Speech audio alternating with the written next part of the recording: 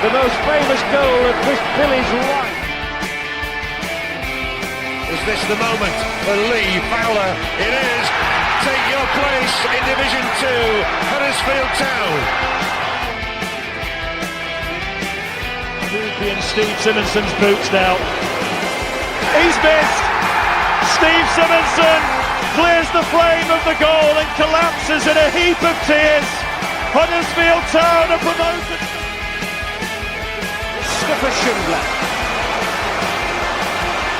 has a chance to write his name in Huddersfield Town legend. And he takes that chance!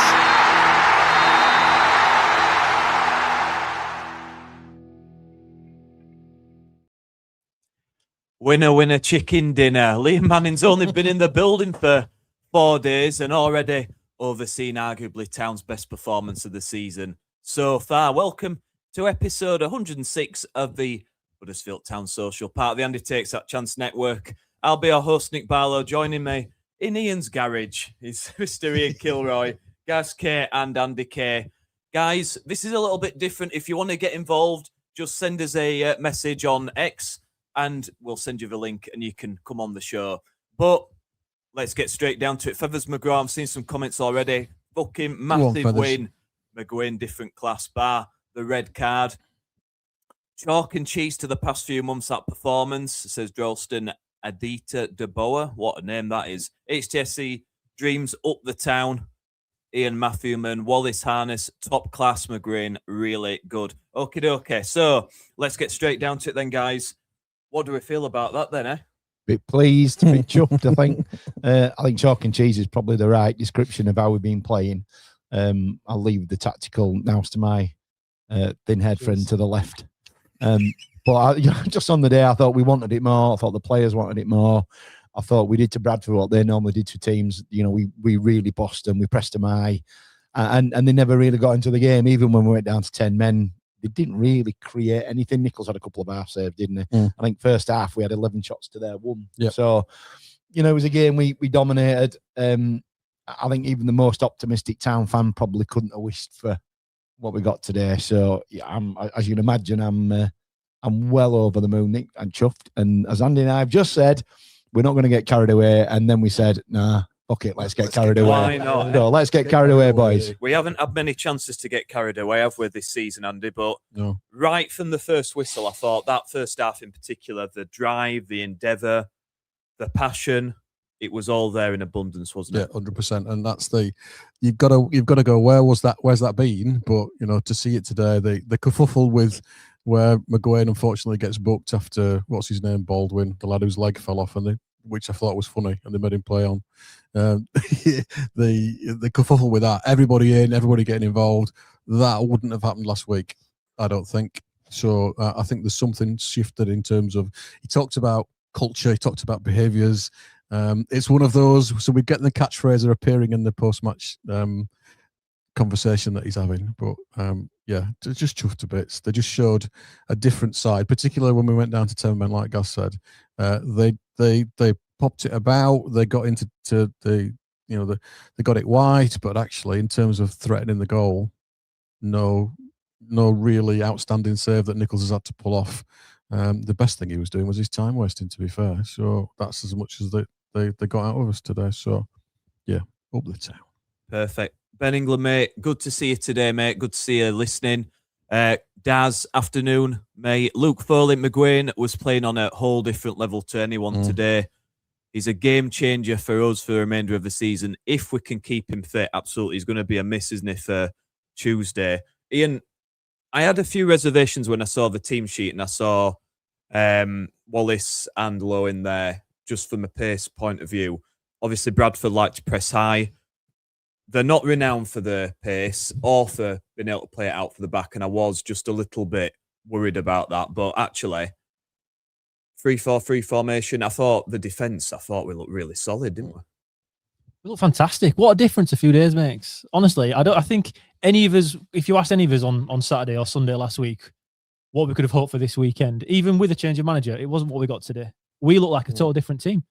It shows you that you don't need pre-season nonsense. Like, we can't improve unless it's done in pre-season. You can. It's taken him 3 days. There was tactical shifts today and tactical ways in which Town went about the business that we've not seen under Lee Grant whatsoever. And in fact, I was a long time complainer about how the way Town played on the ball, in that there was no real system, and it just meant that whilst we did score goals by a bit of chaos in that we sent extra men forward, we were always risky. As soon as we lost the ball against the counter-attacks, we weren't great. That's why we've conceded so many goals. Today, with McGuane coming in, we had an element that we haven't had other than Tuesday night in the Virtue Cup. That was control. We had control. Yeah. We had a player in there that could just turn 2-3 guys inside just by dropping his shoulder and moving the ball. That's all he had to do. And just that alone opened everything else up. I'll be honest, when I saw the team selection before, Nick, there was no Asher in there. So I was a bit upset. I'll be totally honest. However, when you step back and look at it now after the game, and you can see that Manning as well on Radio Leeds spoke about he wanted to put the right players in for the occasion or the game. I don't want to put words in his mouth, but it was something like that. And you've gone with all the lads for a derby, and they all stood up today to a man. I couldn't pick one performer in Town's team that didn't give it absolutely everything for it. I thought we were fantastic from the off. I thought Bradford didn't know what hit him.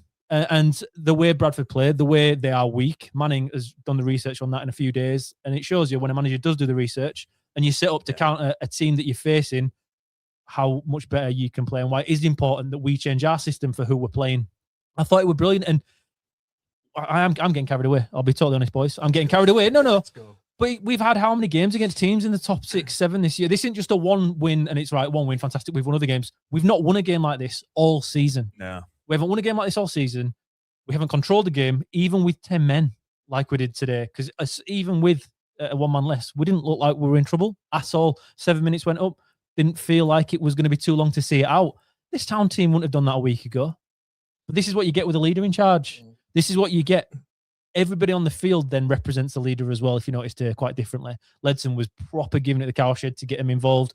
Alpha May was going at it again. Marcus McGuane looked like he'd played 400 games for us, and he knew everyone's name, firstborn son, secondborn daughter. But he knew everything. He were everywhere, involved with everyone. When, again, I'm getting into the game too much here, Nick, but when Gooch misses a chance that I don't think is as easy as a lot of people are going to talk about here on this sofa, first one over to him was Marcus McGuane. And he ran 20 yards to do that as well, by the way. He did. He ran straight over to him to make sure he was okay. Then he went to Harness because the initial play came through Harness, and he went to say, well done. This is a guy that's played 45 minutes for us and 19 minutes at Blackpool. Yet he played today like it was his team and he was the man. A bit too much in the 62nd minute. Yep. But just that alone, Lee Grant didn't even have him in the squad on Saturday after performing as he did last Tuesday. That's the difference between an inexperienced manager, to my eyes, that doesn't understand how games tactically go in League One, to what we got today from Liam Manning, which was he knew exactly what to do. He knew exactly how he wanted his team to play, and it's taken him 3 or 4 days to do it. Imagine what he can do in 12 months if things go well for him. But what a fantastic start it was today. I think, and I'm not going to bash Lee Grant, but if Lee Grant's manager, I don't think Marcus McGuane's on that pitch, is there? No. Not a chance, no. And they look like a team. They actually look like a team for once, working together for each other, rather than just a team of individuals with no idea what's going on the pitch. The midfield, I thought, was excellent. Ledson and McGuane completely bossed that midfield. And all Bradford really were restricted to was just long diagonals from back, trying to get him behind. But obviously, we targeted that. We sorted that out, which we couldn't cope with that in the reverse fixture. But once we cut off that, Bradford had no answers whatsoever, did they? They offered absolutely nothing. No, and he didn't. I think what he did, square pegs in square holes again today for me. So we have people playing in positions they should play in. So Gooch was right wing back, not left wing back, because that's what he's been doing, sticking people in square pegs and round holes. I thought we didn't try and play football at the back, so we didn't ask Lowe and Wallace to do things they don't want to do, and B, they're not equipped to do. We asked them to go and kick it and edit. The number of times the ball broke loose and we just put 60 yard on it into touch. I'm not so really weird, but I was really pleased to see that, because it just shows that actually we're about getting ourselves organised, getting ourselves set up. You know, I think Nichols only played the ball short once from a dead ball once or twice all game.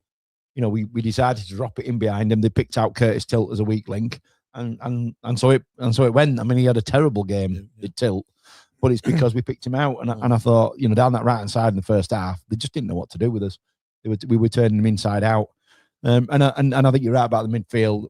You know, they rely on power and point, and I don't know if Point and Block is. I've never heard of him, but they rely on power and point. Listen, he was subbed at half time, so all Bradford fans giving it that about him being the next Messi. Ledson owned him. He were in Ledson's pocket the entire 45 minutes. So, yeah, he might be a talented young man, but he's got a long way to go when you come against quality like that. But the midfield too, we're up against 3 in Bradford's, and with you. He absolutely ran the game, McGuane. And if we can keep him fit, and I'm not sure he would have played Tuesday night anyway, by the way. I'm not sure Manning would have chucked him in 2 games in a row. He would have been on the bench probably. So he would have probably missed Tuesday anyway. So it's not the end of the world. And actually, I think Peterborough, who are in a little bit of form, might be a tougher game than Luton anyway. So I think I'd rather have him for Peterborough, where you've got a big pitch, it's really nice and flat, where they play good football. That might be a better scenario for McGuane. But yeah, you're right, Kelly. It's just weird how in 3 days, he's identified the opposition's weaknesses, identified the players we've got that can exploit those weaknesses, and set us up to play. I think you made the point about being narrow, which I'm sure you're going to go on about. There are just subtle differences between how we've been playing.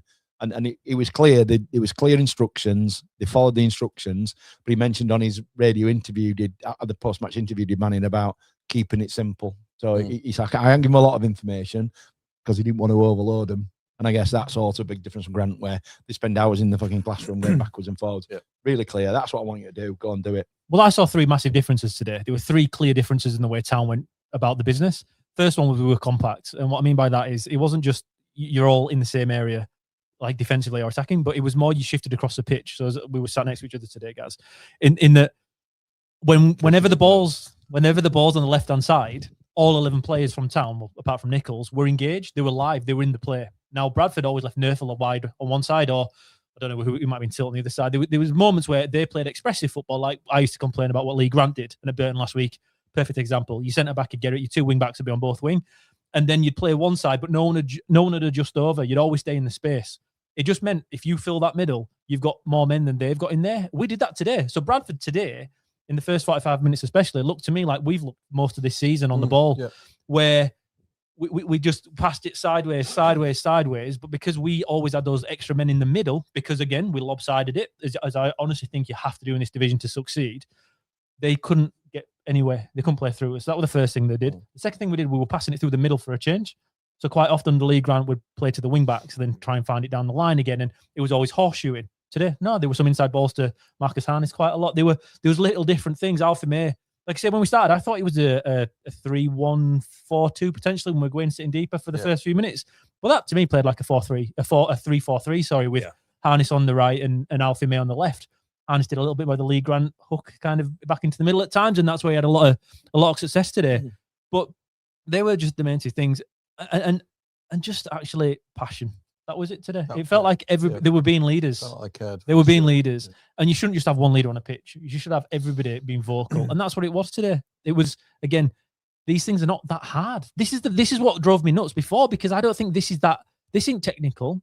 This isn't overly tactical. This isn't you need to go on a course for 2 years to work it out. You need to just go at it. But when you've got individuals being leaders and everybody taking a little bit of stuff for themselves, it also increases the tempo. And that's where the goal came from today. The tempo and the intensity from the team, it's not just firing into those tackles, it was playing quick. It was always looking to break away from what you normally do. Go short. Let's go short every time.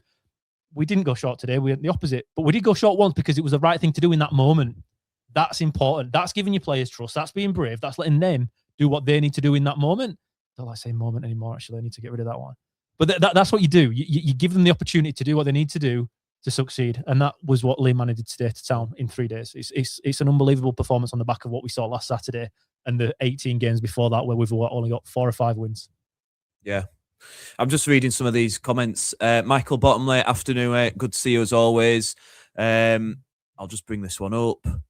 Sorry, it's just a bit harder sat here, but comfortably the best performance of the season. First time we put in a performance for a full 90.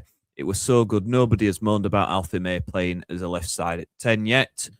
I thought him and Marcus Harness in particular, let's bring some players out, because to me, Marcus Harness, that's his best game in a Town shirt for me. I thought it was absolutely outstanding. The way he linked the play up, we brought, just some of just these little intelligent balls that he plays that nobody else in the team wants to play. But we've not seen it enough from him, have we, this season? And we knew he had a really good reputation, and we were hoping we'd see more of it. But it looks like Liam Manning hopefully can unlock a bit of that. And I think he's going to be a big player for us, isn't he, in these last 18 games or so?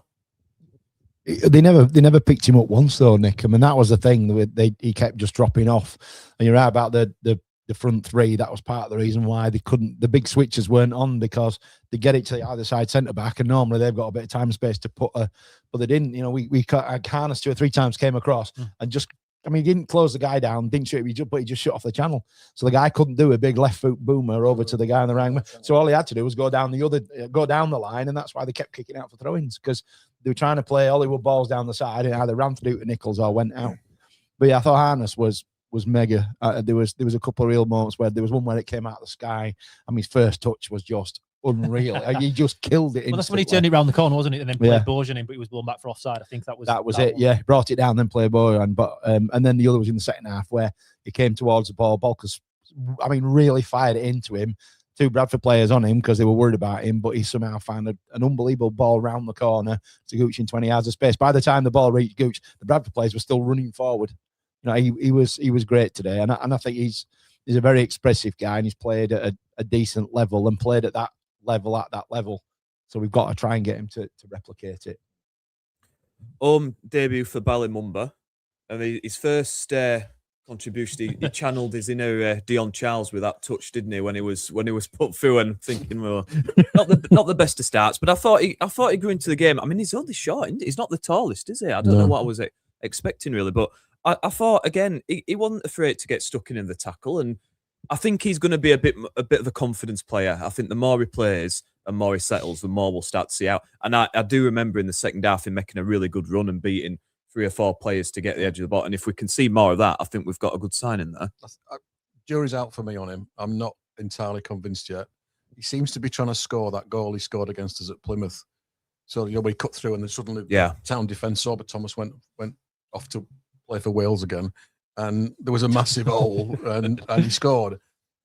I think he needs to add something else to his game. In terms of I think I would have preferred Miller to come on at some point second half, just for a bit more experience. But you know, that's what the kid's good at, isn't he, Bally? He's quick, he's got a trick, and if he's got the foundations to be able to do it, then great. I just wish he would try something else rather than just trying to ghost past 3 men and score that goal again. But yeah, it's difficult to pick out anybody to criticise today.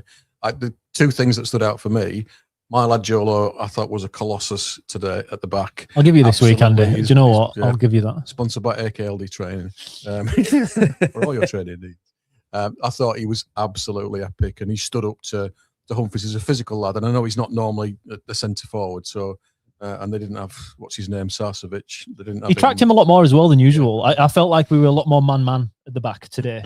Again, the zonal shift under Grant was forever. Just wherever you had your zone, and if anybody left that, you just left him. Yeah. Today, it did happen a little bit at times when people went really far wide, but generally he stayed with him. And I think that's simplifying it. I think that's when people say he simplified the system. Yeah. That's what they mean, because there was no zonal marking at any point. I didn't notice today too much. It was more. Then again, Bradford offered absolutely nothing, so there wasn't that much to market really either. Say we headed everything, we kicked everything, which is the least you expect. But I've not seen us do it as well as we have done today. But Jolo, there was a moment though, Andy, where he was backing off and Balkers saved him with an amazing sliding tackle, and that's probably the only time where I thought Bradford in the first half looked like they were going to create anything at all. But other than that, but that's beginning with Jolo again. We're League One. We're going to have players that every single player we have is going to have an issue somewhere in the game. You just have to try and hide it. But when he man marks a big man, and then you've got Balker next to him who can come around and sweep like that if necessary. That's how you get a system working. I thought Jolo was the best game Jolo's had for us today. And I think off the pitch stuff for me, but I thought the Cowshed Loyal were immense today and helped generate a brilliant atmosphere in the ground. It's unusual they were all stood around.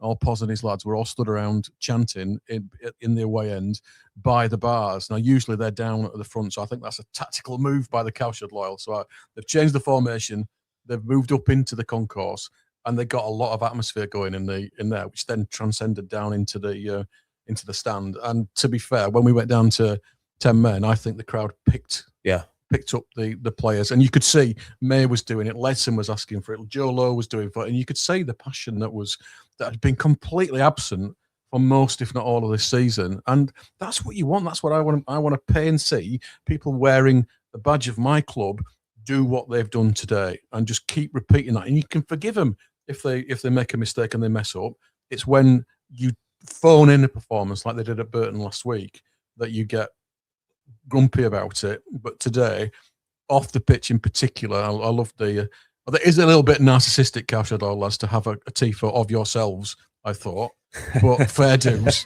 Nobody takes the Cowshed end. Fair enough. Always have a picture of one of us. No, I'm taking the mick, lads. It was really good, really well organised. You did a great job. The thing is that they're always ready to go. This is the thing though with the Cowshed Loyal. That they are all you need is something on the field. Getting them ramped up. And everybody else, because last night I went down there with them. There was 20 lads there preparing it for this morning. We didn't leave. I didn't left it at 10. I think they went out for a couple of beers afterwards. So again, this today, we're all really happy. We're buzzing what's happened. But as of last night, that hadn't happened. We had a new guy coming in. No one knew what to expect, but still they were down there preparing it. And this has been in preparations. I think it was 300 hours worth of work on this one, I think, to get that done. That's what it takes. And this was done and planned while Lee Grant was here. Some people say, oh, some of the shit they get, I take it a little bit personal. Not that I'm one of them, just so you know. I'm definitely not. I'm one of those. He's an upper seat. You're an upper tier posh seat kind of guy. My excuse is I like to sit there so I can see the games and then berate the managers tactically afterwards. But really, it's just I have to put the hard work in the Cowshed Loyal do. But they are there no matter what.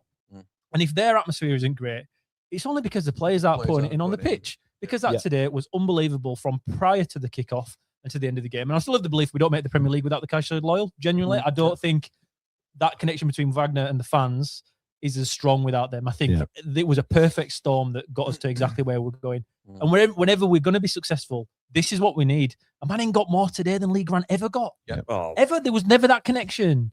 It was fantastic to see that today. But no, the display was great, and the joint chanting for Terry Yorth as well was great. Was really nice. I mean, it was the only time Bradford City fans actually. I was just going to say that at any point to say there was a lot of them. They didn't say too much, did they? No, I think they were doing a sponsored silence. But to be fair, the players barely looked like they were there either. Town didn't let them play at all. The Town fans, we were chanting in all different stands. So where we sit, you can hear when it's a little bit off from the jungle and the cowshed and Kilnabank. You can hear it if they're not all synced up. There were times where there were 3 different chants going on today. There was all sorts of stuff going on.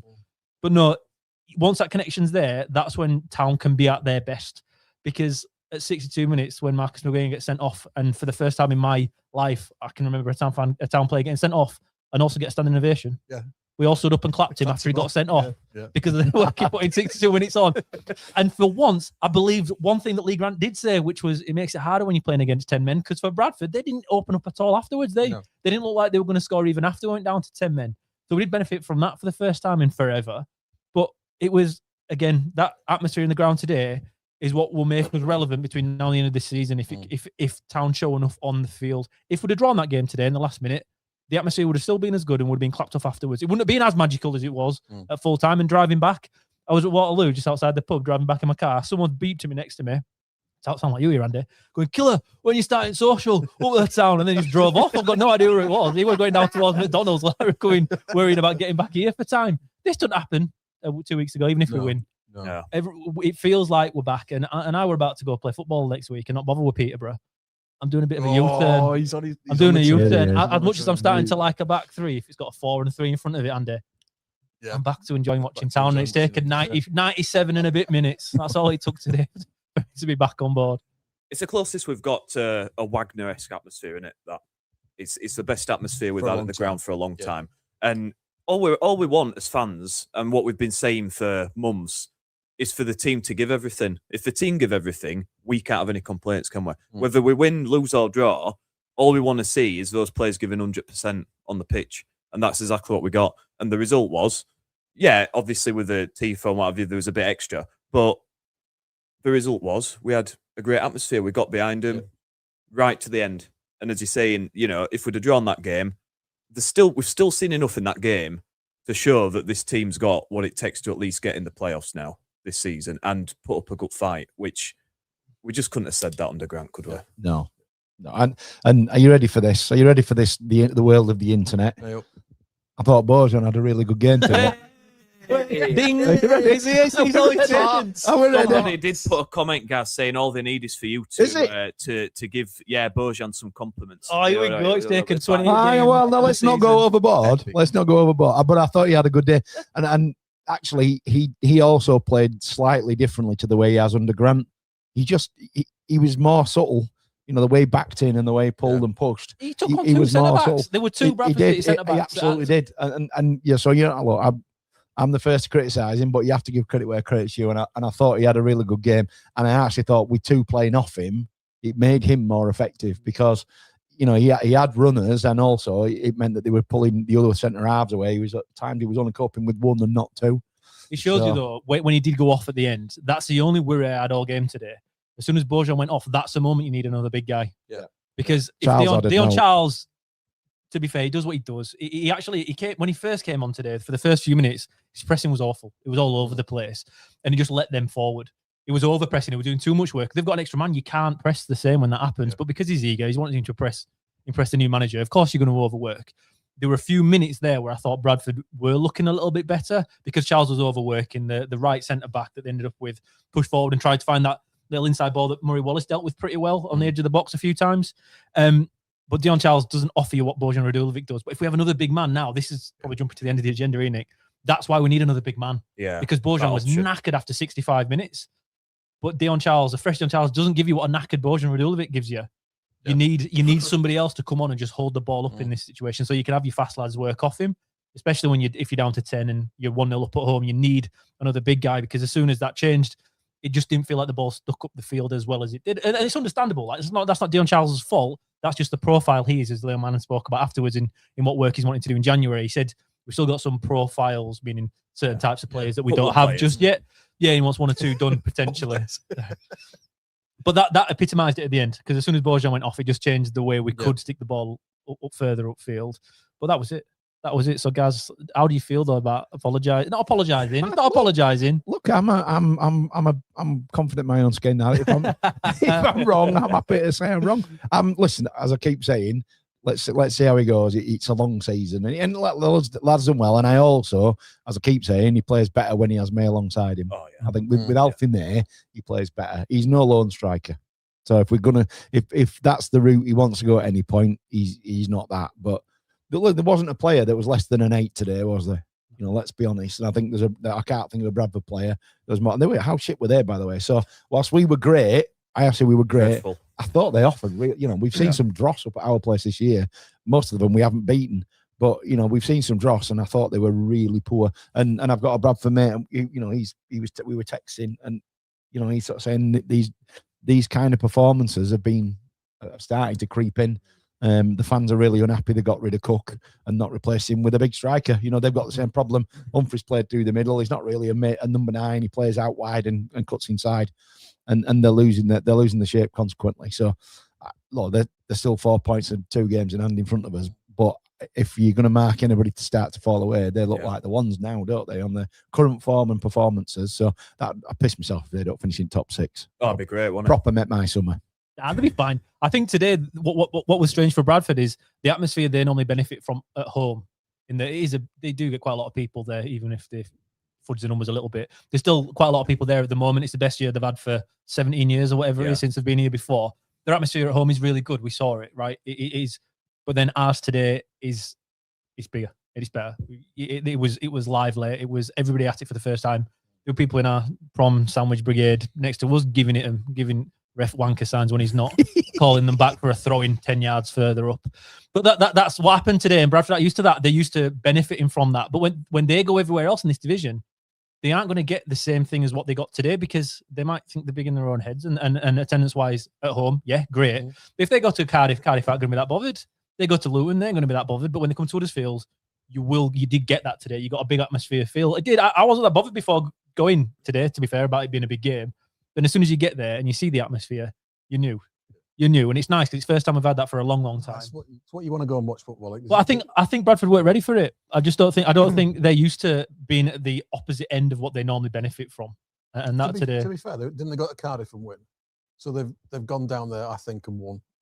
Not that I don't pay much attention to. No, they lost 2-1, didn't they? Oh, that was no, they beat 3-1 or something. They went down to. I was going to call it Ninian Park. That's how bloody old I am. Whatever the Cardiff City Stadium's called.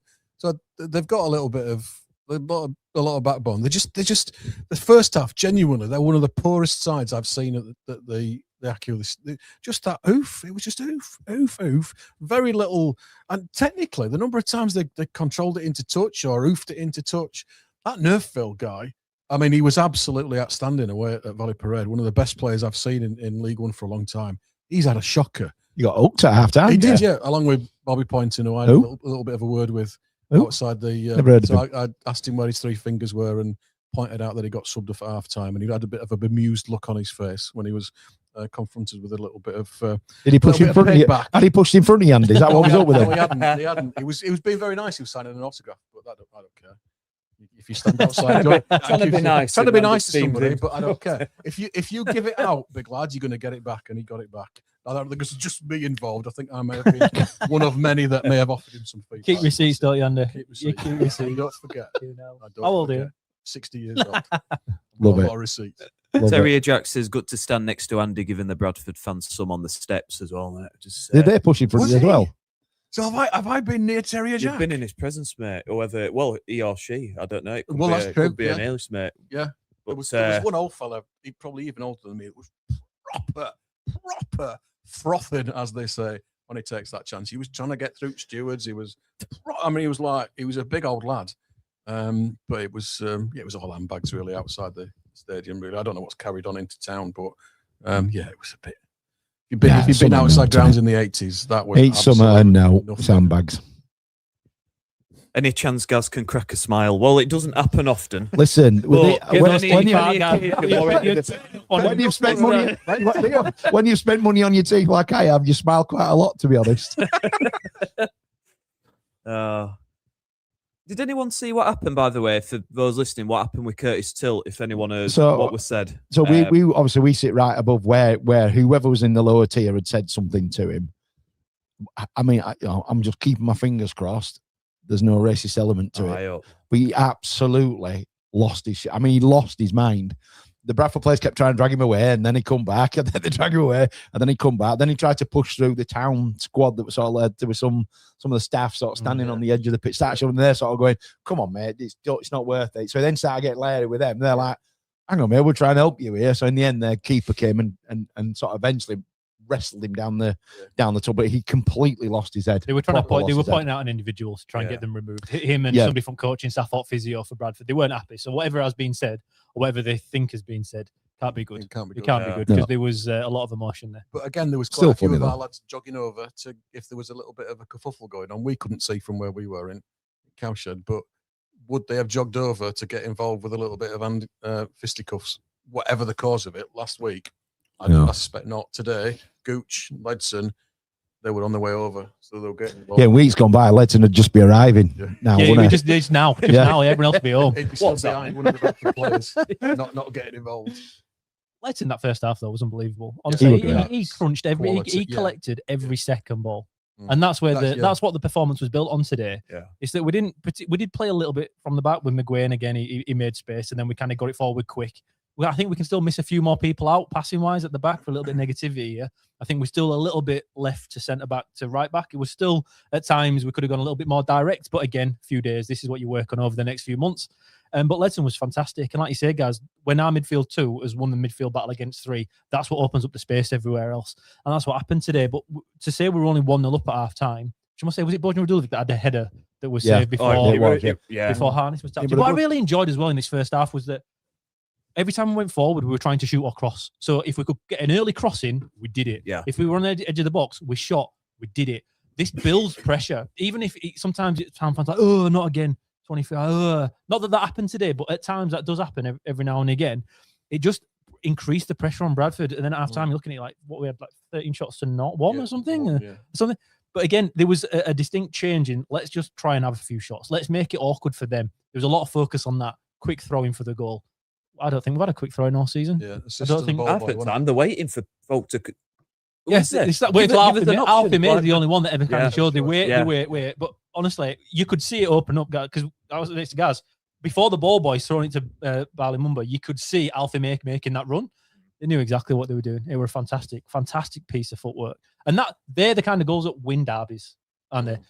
They're not normally a 30-yard scream. It's normally something a little bit scrappy. But from a little bit of genius, this is how you've got to succeed in League One, by taking these little advantages where you can get them and playing quick. Matty Glennon spoke about afterwards that Town today, the tempo with quick 3 kicks, quick throw-ins, that made such a difference for us. Yeah. It's just an easy way to score a few extra goals in a season. I think if Lee Grant's in charge today playing that way, we want to take a throw-in that ends up as a draw. They're the kind of games that's kind of what happened, because you didn't get the cheap goals that we managed to get from today, because we had enough chances in that first half, really. God, we should have been 3-0 up at half time like they were at their place. Absolutely. I've just remembered something else. Nichols was brilliant in managing in its second half. He was even telling the ball boys to take the balls off them little things and put them behind the advertising hoardings. He told the ball boys just sat there going, "Shit, what have I done wrong?" And they went and did it, to be fair, just to take another 5 or 10 seconds out of it. So it was a masterclass in time wasting in the last, when they got McGowan sent off. Well, I thought it was, their keeper at 0-0, he took absolutely forever with every dead ball. Ref never said a word to him. I do think Lee Nichols' 60-minute injury today was probably the best of all time. I saw Ledson went down. And it was beautiful. It was 63. McGowan had just been sent off, hadn't he? So he just laid down. The best part was, I don't know what two town players hadn't gone over. Were it Barley Mumba and Harness? I think were having a chat on the right-hand side. So Nichols has gone down. Everyone else has gone over for a drink and a talk to mine to reassess what's going on and change system. Because Barley Mumba's not gone over, Lee Nichols sits up from the dead and waves them over to go and have a talk. He's like, I'm down here so you guys can go talk to Manning, and they walked over. It was my, I think today was my favourite Lee Nichols tactical injury of all time. Good. Again, he was G in the crowd. He always does, but G in the crowd was, and that's way more crowd interaction and crowd engagement than we've seen for any of the other home games. So that clearly makes a difference. It's a tiny thing, and just great, wasn't it? Great. McGowan gets pushed in the back, pushes their player, goes down like he's been sniped, doesn't he? Yeah. Really not. But even things like that, we weren't seeing that kind of fight, were we? No. Before. And I love that, which I know it ended up with a yellow and then he gets sent off, but things like that, that's exactly what you want in a derby, isn't it? You want players getting stuck in, not afraid to stand up for themselves. Yeah, right in front of the couch. That can change. That's what you want. I still don't understand how it was a town throw-in. McGowan's pushed him, and it ended up being a Bradford throw-in afterwards. Yeah, because McGowan was ushering it out, wasn't he? Yeah, because it was weird. He were crap today. I mean, he got the 2 yellow cards absolutely spot on. Probably the only 2 decisions. But they had there was 3 or 4 times they played. So there was one where Power dragged May back and didn't seem to get a yellow card. May was breaking away. There was another where the lad went through the back of May and run his studs right down the back of his shin. Yeah, that wasn't a yellow card. That was Nerfville after he'd been booked. Yeah, so frustration. I think apparently you're saying their managers moaning about ref giving free kicks in first half. How about you don't fucking foul folk then? You know what I mean? There was no soft free kicks, and that was the thing with McGowan as well. He won 3 or 4 where he was really clever, just got his body in front, moved the ball slightly, and the bloke went just right through the back of him. So it's a free kick. You moan about all you want, but it's a free kick. It's clever, isn't it? Yep. So I thought the ref were crap. Yeah, it was terrible. But I mean, to be fair, when you have none of the ball, it's the only way they could get the ball was by committing fouls in that first half. I mean, I did feel a bit when their player got kicked in the head and he gave a free kick to Town. I thought, what's going on here? But then I suppose he went in. I just thought it was 50-50. Went in low with his head, and it's just one of them. But overall, I thought the thing that pleased me most was the defensive display. When we've been conceding goals for fun, we get ship free in at Burton, and when you go down to 10 men, you're thinking, right, if we get a draw here, we're still done all right. You're kind of mentally preparing for what's coming. But I thought we still looked comfortable. We still looked in control. Bradford, very few shots on goal, really. They obviously had more of the ball when we went down to 10, which is understandable. But I thought we kept them at arm's length. We just felt comfortable, didn't we? Yeah, we had them on the edge of the 18-yard area. It felt to me like we almost dropped into a back 6, particularly when Sorensen came on. And the subs that Sorensen and Charles in particular, I don't think they improved us in any way, shape or form, which is concerning, because that's one of the things that we've been able to do. So, but we did drop deep. But I think because they were channel balling first half, it almost seemed to me that it confused them about, hang on a minute, we've got to pass the ball around in little triangles and try and create space here. We can't just lump it, because if we do, and they did it a few times, lumped it, but it was straight to Joe Lowe or Murray or Bolker, and we would then oof it back and set again. But it just seemed to me that dropping to that low block, they didn't really know what to do with it, and they didn't create much, if anything, in terms of chances. There was nothing that you think Nichols has had to pull off a brilliant save there.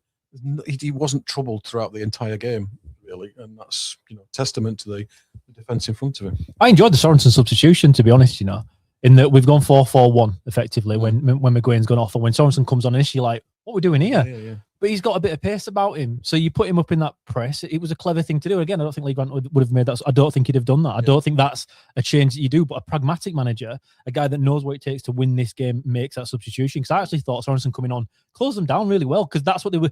Where the hole that Sorensen filled when he came on was the place on both sides where Bradford were trying to get the ball to then play into the box. But Sorensen's busy. I'm not entirely sold on him as an attacking. Well, I don't think he's very good when it comes to making the decisions in the final third. But in that area, when you're defending a 1-goal lead, he's perfect for it. I thought it was a great move, to be totally honest. And it saw the game out because, like you said, they didn't really threaten. Well, the best part was when Alfie May came off. He completely got to deaf ear to ref going, "You're going off, mate. Hey, what? You're going off, mate." And then he walked backwards. He actually walked away from the dugout. And when he shook Bartley Mumba's hand, and then he's waving and clapping, and he couldn't hear him coming, so he just slowly walked back towards the halfway line. It was absolutely brilliant. Apparently, I've just message come up saying it was racial. Well, you're a dick, whoever you are. If that's the case, then it's absolutely awful. The reaction suggested it was disgusting. I thought someone had thrown something at first, such was the reaction. But yeah, it's absolutely shocking if true.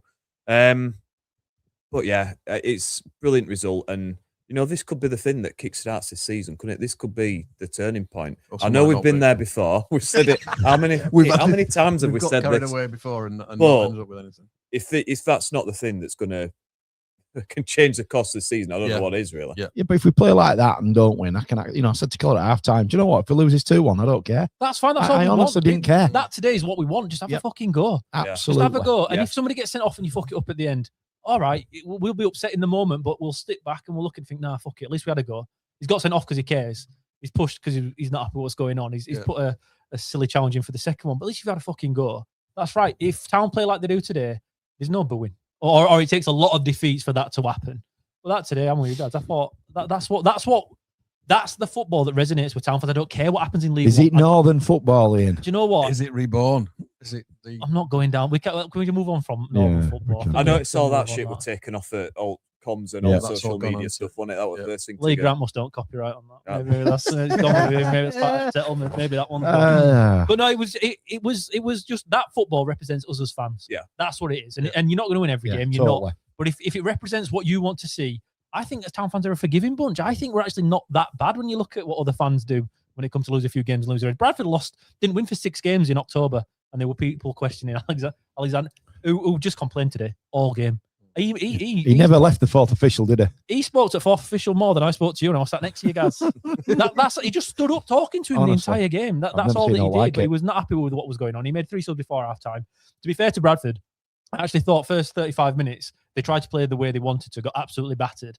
For the last 10 minutes of the first half, they just totally went defensive. They just totally went defensive. What happens then, if you don't have any of the ball, you just say, right, boys, sit a little bit deeper and pass. That's when you go sideways and backwards. That's when it's acceptable to me. That's when you go 1-0 down, you don't go 2-0 down.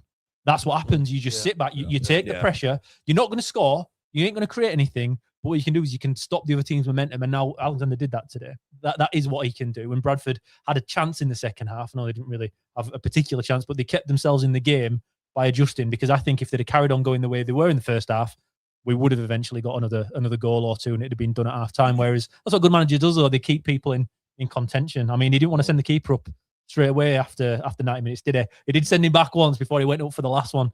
But I'll tell you what, it feels good when Lee Nichols is in net for corners. I don't feel any worry. No. Even when keeper's up there, I'm thinking Lee Nichols is going to get to that. He'll sort that out. But no, it was a good one today. He did come out and claim one, didn't he? Which was brilliant. Yeah. Oh, it's just so nice to be able to talk about a win and performance. And I actually felt proud supporting the team today. I always felt proud supporting the club, but in terms of the team, that's the first time I felt proud supporting this team for a long time. And I just hope it continues. What about the substitutions then? Because I know Lee Grant always used to get slated for his subs. Do you think he made... I mean, obviously we won the game, but they all seem to make sense to me. I think there's a few tight players out there, weren't there? Which ideal world you'd want to keep on, but I thought his subs were decent enough. Tactics were good, weren't they? Yeah, and he identified that when people were flagging, which was burn away last week, we could see it. You're going, you need to make some subs here, we look knackered, and bang, bang, it was 3-1. So, he identified, maybe we're grumbling about him taking Bojan off, but You know, no it was one a looked like right, they were knackered it for was 20 a right, minutes. it was Yeah. a right decision to do that. And I thought the changes they made in midfield, I thought Humphries came on and influenced it. I think Sorensen came on. I actually thought Sorensen did really well when he came on. But Grant would have changed that. Grant would have put Sorensen at right back, and then he would have moved Gucci inside. So he made 2 changes for 1 change, and actually he didn't. So well, he's fine out there. Rather mess about, like get you there, run about a bit, just get stuck in. Yeah. Really basic. It felt like today the substitutions were right for the moment. Like it wasn't prescribed. It wasn't prescribed. It wasn't, I'm going to do this then. I'll do this. Maybe if McGuinn had just stayed on a bit longer, it would have, because obviously he was tiring a little bit. But no, it felt like it was the right subject at the right time. And at no point did you think, bar Bojan, that got knackered and then he took him straight off. No one else suddenly looked poor and then he waited and took him off. He never got to that point. Again, that's what a good manager does.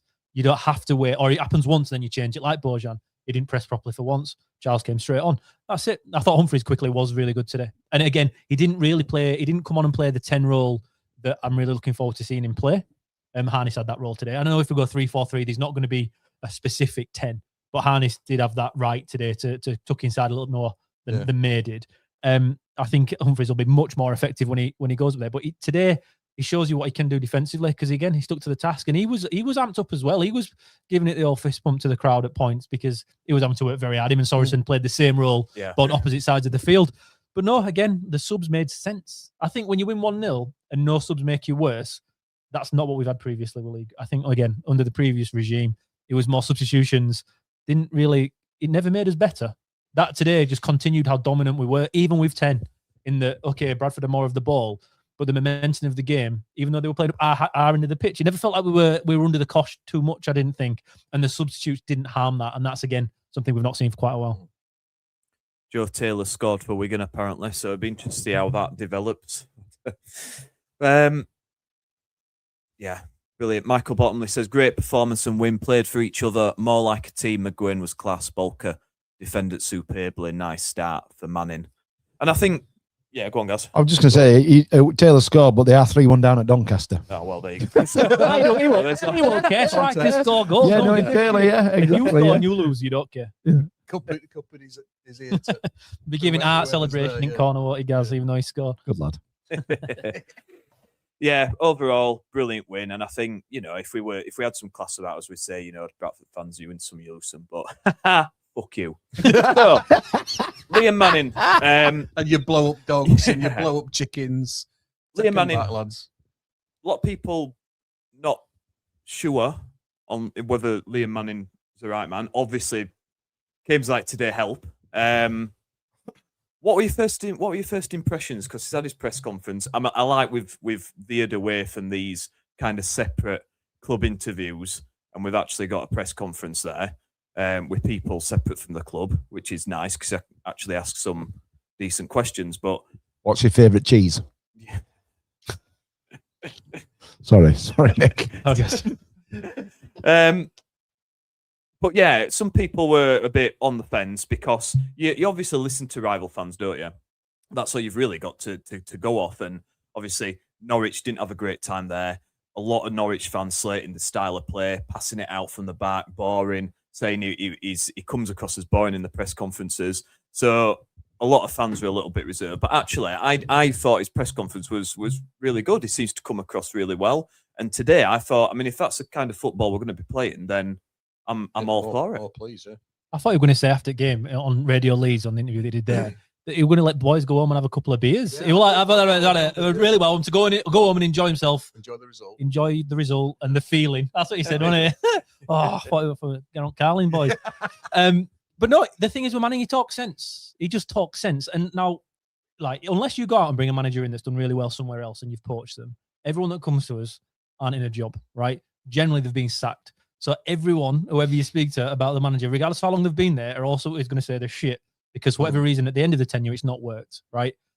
Now, we're in League One. He's always done really well in this division, right? Or we'll find out this year. But he's a guy that at Norwich has been given a very different remit than what he's got at Huddersfield, in that they're a division above, in a more competitive division. It's not like us where, okay, we're sixth when he's coming off fifth, I think it was last week, and we've spent more than anyone else in this division, right? And we're underperforming massively. In Norwich, they've got high expectations, the fans, because they've been relegated from the Premier League 5 times. They've been there 6 times, whatever it is, 5 times. But it's a very different kind of pressure because the fans expect more, But you also have to reconsider that there's other teams with parachute payments, other teams are spending mega money. Wrexham are looking at spending 90 million or something this week on somebody else. Yeah. It's very, very different to what you get. Huddersfield, where in this division there's ourselves, there's Luton, and there's Cardiff. Right? I think that's about it when you're looking at big spenders. Yeah, I don't think I'm missing them. So you've only got three teams, and now 3 teams can go up out of this division. So again, it's very, very different to the pressure you get in the Championship when you've got 10 teams probably this year fighting to go up. So it's a different thing. But again, no manager comes in and he's going to sound like he's fantastic from the teams before. The fans aren't going to like him, especially the most recent job when he's only been there for less than a year and got booted like it happened at Norwich. But it was poached from Oxford. It was poached from Bristol City. Yeah. So if you've been poached twice and sacked once, if you're looking at managerial records, that's pretty good. That's pretty good. If he hadn't been potted by Norwich, we wouldn't have been able to get him. No, he would have been above our level. So, I think there's that. And if people dislike a manager, they'll always eventually be proved right, won't they? So eventually somebody's going to get. So, and I prefer to reserve my judgment with what I see on the pitch, and if that's manning ball, I'm all in. Yeah. So I thought he sounds sensible, came across well, avoided most of the buzzwords, which was pleasing to hear. Look, he's been told to do that. He did say he must have. I would guess. I know. Yeah, I guess so. But I clearly his communication to the players, which is what really matters, is better. It was clear they looked like they knew what they were doing. They looked like they knew what the plan was, and actually like we had a plan for once, which was nice. So on the evidence so far, I'm not sure we'd have got him without it. I think I'll reserve I'll make my own judgment on his football as and when I've seen it, and if that's up to go by, I'm excited. Yeah, you mentioned maybe 1 or 2 more players coming in as well. He says that they've got to go. We've got to have outs to have ins. So yeah, there was a few people not in the squad today, so I don't think it's too hard to work out who that possibly will be. Yeah, Bruce can. But that today he picked a team that was full of people that would do their jobs, and I think that's going to be important under a Liam Manning, in that you are responsible for your own role, and defensively you've got to be at it. And I feel like that's what the team selection was today. That you had guys that were going to be dependable. They might not be. Probably were the best 11, but again, it's more about what the worst performance they put in is much better than some of the people that weren't selected today. It's quite telling Kasumu wasn't in, bearing in mind he was Kasumu's manager at MK Dons the year we bought him, and I would have expected he would have had Kasumu in the squad, but Kasumu was nowhere to be seen. So, like I said, Ruskin was outside in the tent, which is usually where they send him for a punishment, in it, to have your photograph taken in the tent with the terrier. So, you got Ruskin, you've got Kasumu. There's at least 2, I think, that have got. They're not in the squad at all today. I think they have a good chance of being on the bike. Is his contract up, Kasumu, at the end of the season? I'm just thinking, are they looking to offload him, maybe get a bit of money for him before? He'll have another year. Maybe. I'm not sure. I can't remember. If we do bring a couple more in, we talk maybe about a striker, someone similar mold to Bojan, just to offer that bit extra. 2 Bojans, that'd absolutely 2 Bojans. Go on. 2 Bojans. Double love. Who else do we need anymore? I mean, judging from today, if we play like we did today, we'll have more than enough for most of the teams in this league, surely. Where would you, if you had to bring another player in, where would it be? Well, I think we've wanted a big guy for a long time, and today would have been the perfect example of where you need that. I think if they're saying there's got to be outs, my guess is that means they've got to try and shift Charles before they bring another striker in, would be my guess, because he'll be on reasonable money. They've obviously got Taylor away.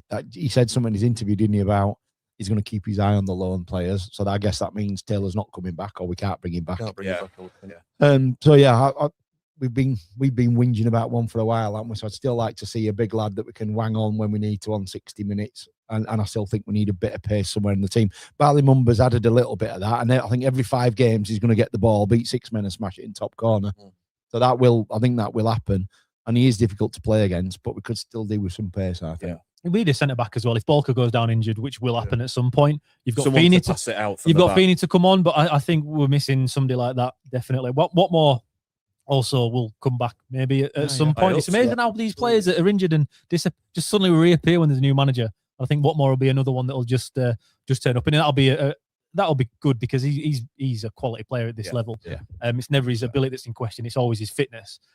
And I think you need to bring another centre midfielder in like Marcus McGuane. I think McGuane's changed the way Town play football today. I do think a lot of it's on Manning, but we'll probably find out on Tuesday night against Luton, which now becomes not there. It becomes a bigger game, I think, for me because of today. I think today we've all picked ourselves up, and now again everyone's looking at top 2, which I know is a long, long way away. That's not- But it's about finding form and belief going into playoffs potentially at the end of the season, right? Now you have to back it up. You can't just beat Bradford and then lose badly on Tuesday night, playing a different way. If we play the same way and it happens and it's a 50-50 game, that's something different. But if it's an inept performance and we're all pissed, we'll be annoyed. But I think Marcus McGuinn today shows you that that's a crucial part of this team, in that it's somebody that can get the ball in pressure, turn on a sixpence, and then release that pressure, and then you can start building attacks. And it was clean. It never felt like when we're passing around today at the back, we were going to get caught at all.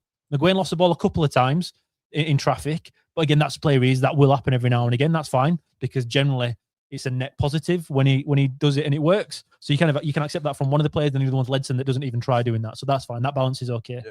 But if McGuinn isn't going to last the full season, he needs somebody of that mould, because McGuinn's not tall. He's physical. He's fucking big, isn't he? Strong. He won't get shoved off that ball. There was one point when he did give the ball away, he tried to take it around 4 lads, and he got round 4 of them, and somebody else picked it up off him. But he uses his body strength really, really, really well. I think you need somebody else in there, that enforcer kind of role. Not a guy that's just going to go in double foot everybody, although McGuinn did do that a little bit today. But just somebody who can, Herbie Kane could be that guy, I guess, if he's fit. In this system, maybe Herbie Kane can. But I don't think he's as clean with his footwork as McGuinn was today and on last Tuesday night. But that for me is what I'd have plus a big man. Yeah. So for me, it's centre back, another central midfielder, and a big man up top. Because if we'd have wanted a wide man with a bit more pace, I think I would like one. But I think, like I say, with Bali Mumba, it's just too much. It's too much spent to expect to bring in 4 lads. I think the other 3 pieces are more important.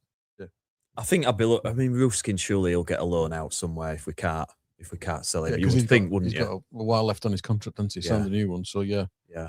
Don't know about Kasuma. Kasuma's 2027. He signed an extension in November 24, so he's here till next year. So we probably need to look at who is expiring at the end of the season. And that might give us a bit of a clue. But irrespective, I don't think Ruskin will be here.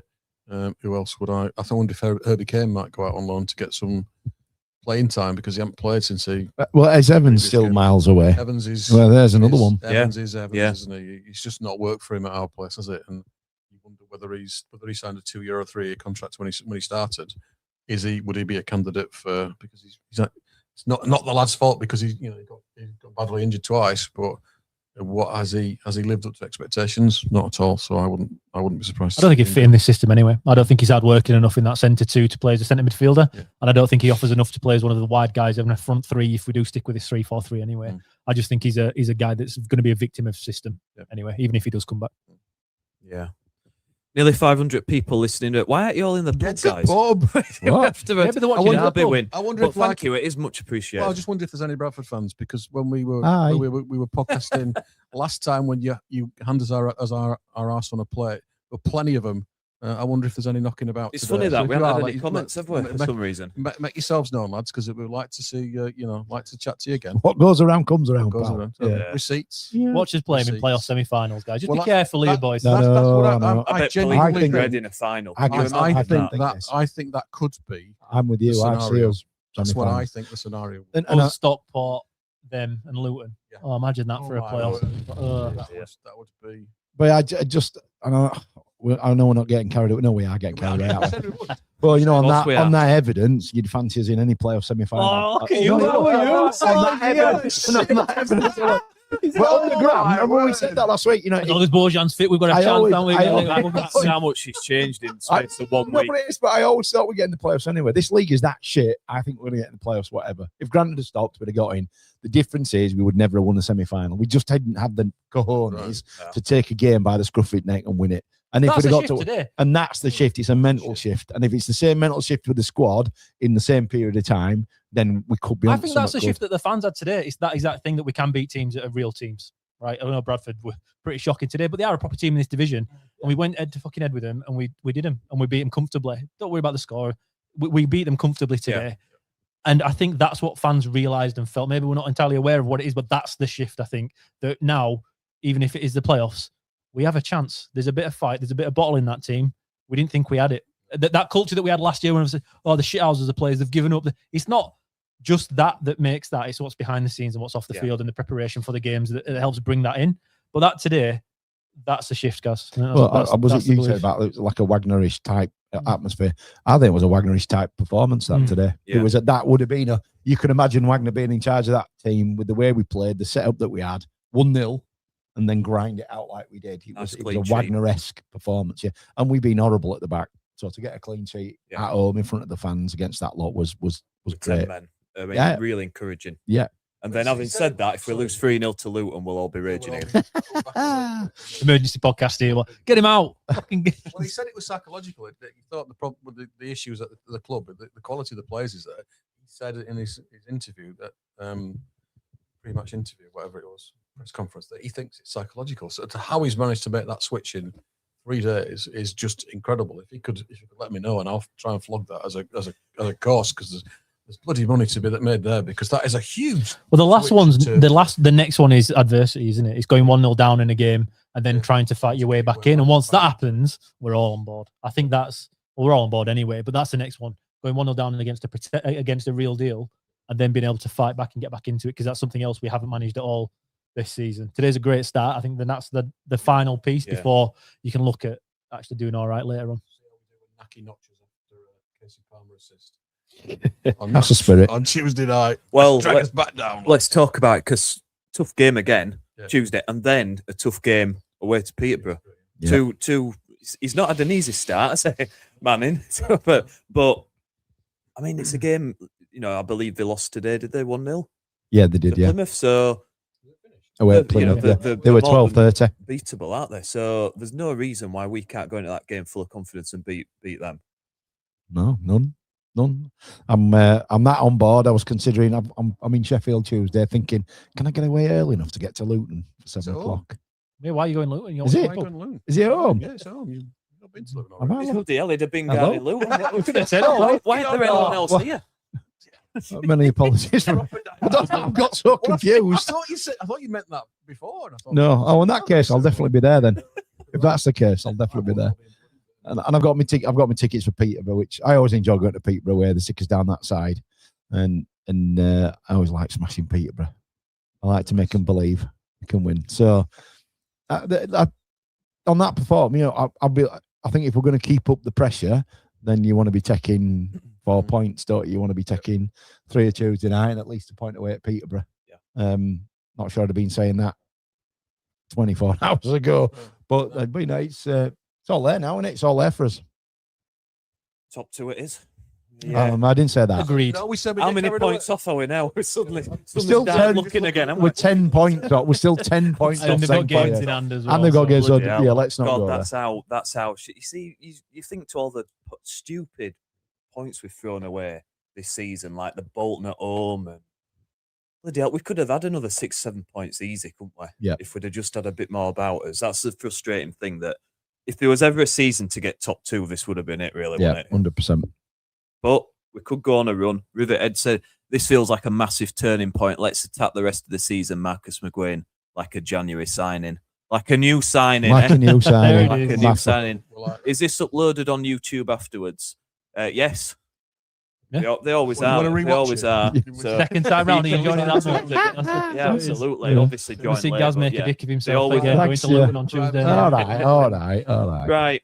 In fairness, it's taken 106 episodes for it to happen, hasn't it? For me to be more confused than Andy Kay. What am I doing here? Who do I support? Let's finish with some predictions then for Tuesday. So, I won't ask you again, Ian, because you'll be doing a... No They'll driving. be getting paid for This it. is- There's no driving for Tuesday. No. So, I'll go let's on this one. you go on. It'll be if we can replace Marcus McGuane. That's what it'll come down to. If Manning can find somebody else to play the role that McGuane did today. I'm not fully convinced he can just yet. And I think if I were looking at the tape of what Luton play like and how we've done today, no McGuane will be a big issue. But I think that today was that important in belief that I can't not see a Town win. Luton aren't fantastic. Again, if we come with that intensity, I think the atmosphere will be good. I know that attendance won't be as big and it won't be as electric as it was today. But I think once you get us on board, if there's only 13, 14, 15,000 in there on paper, the atmosphere will still be really, really good. Yeah. And okay, Luton will be used to it, but I think we can help as fans. And I think if the Yeah. fans get behind them, we did today. And I think you can win at Peterborough next Saturday as well. I think this now makes, if you just asked me before on how many points I'd have wanted, 7 out of these games, right? I think you need 7 to even staying with a chance of playoffs, to be totally honest. I think, and it's alright saying we'll make playoffs, no problem. There was, we're going to take a run at some point. This has to be that run right now. I'll go 2-0 Town. 2-0 Town. Huddersfield Town, that is, as well, not Lewin. Rivet says, "Oh fuck me, it's on YouTube as well. Big time new boys, mate. It's been on YouTube since it started. Every episode's been on. You're more confused than I am. Yeah, it's been on every single episode. But yeah, so you've got your choice of how to, you can watch us or Consume. listen to us in crystal clear. Consume us. Yeah. Horrible thought. Oh, Andy. Oh, I don't know. I said you said we're getting carried away, so I'll match the 2-0. Another clean sheet, another Jolo Colossus masterclass against Naki Wells. Yeah, 2-0. Why not? I think obviously he's going to have to make at least one change. I mean, the squad's big enough for him to be able to make a couple of changes, and I guess we're going to find out quickly whether he is a tinkerer. Because if I were him, I'd be pulling Arness back to centre midfield and wanging Alves. That's the only change I'd make. Yeah. But, so we'll see. Does he change a couple of others because they've had big games? I don't really know. But they've got to take that form and that energy and that drive into choosing that. And if they do that, and we get behind them, because there won't be big Luton numbers, will there? I think 2-1. I'll go 2-1 Town. Huddersfield Town. Yeah, I agree. I think they're a funny side, Luton. They've been up, they'll pull a result out of nowhere and then lose to Mont League. They're really, and I don't think their fans are particularly happy because they've invested a lot of money as well, haven't they? So it's an important game, isn't it? Like, because they've got a game in hand on us. They're 3 points behind us. If we could get the 3, that would put us 6, and that would take that game in hand out of the equation. Yep, got a better goal difference. But, we've got to sort these games in and out. We've got to have a bit of a cushion, haven't we? Well, otherwise we could be 5 on us before we know it. Yep. Barnsley win all theirs. They've got 5. They've got 5 games in hand on us. Wow. Although they are going into meltdown. They're crap though, so it's fine. They are going into meltdown. They're selling their best players.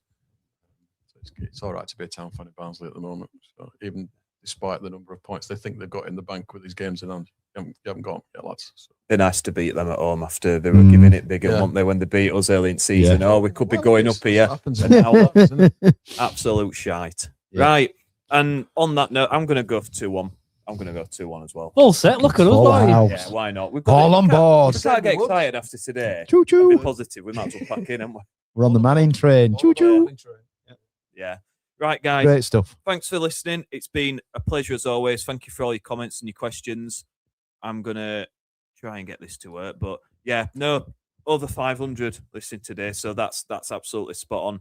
If you ever want to come on with us, like I say, just message us on X, drop a DM at the Town Social, and we'll sort that out. But yeah, guys, Andy, Ian, thank you. Thanks for hosting us, Ian, in your garage, mate. As always. Yeah, he's actually turned the heater on this time, which is just taking no the chill ice cream off. for the U boys. No, we're not going to Someone asked what the Elch shirt's about in the background. The Spanish property in family Spanish property near there. So that's all that is. Not mine, not Lucy's, but Dad's. Yeah. Nice. Right. Thank you very much for listening, guys. We'll see you hopefully after another win. Up the Town. Up the Town. Hey.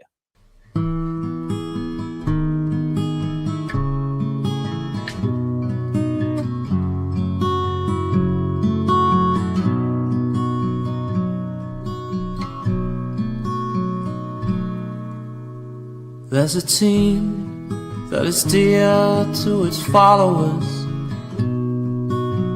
The colours are bright blue and white. They're a team of renown. They're the pride of the town. And the game of football is their delight.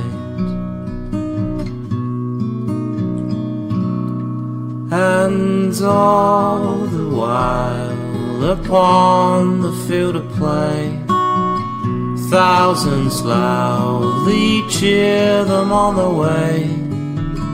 Often you can hear them say, who can beat the town today? And then the bells will ring so merrily, and every goal shall be a memory.